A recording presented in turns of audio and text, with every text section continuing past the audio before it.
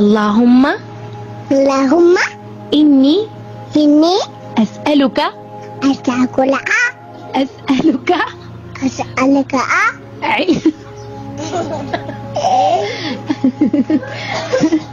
علما علما نافعا نافعا ورزقا رزقا طيبا دائما وعملا عملا متقبلا متقبلا متقبلا متقبلا متقبلا متقبلا متقبلا متقبلا ঠিক এভাবেই হাজারো মা বাবা তাদের সন্তানকে দোয়া আর আল্লাহর স্মরণে অভ্যস্ত করছেন।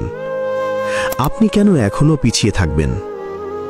আপনি যদি চান আপনার সন্তান একজন আদর্শ মানুষ হয়ে উঠুক, যে একদিন আপনার কবরের পাশে দাঁড়িয়ে মুনাজাতে বলবে, হে আল্লাহ, আমার মা বাবাকে জান্নাত দান করো, তাদের সব গুনাহ মাফ করে দাও, এই দোয়া তখনই আসবে যখন আপনি আজ থেকেই তাকে দোয়া আর আমলে অভ্যস্ত করবেন।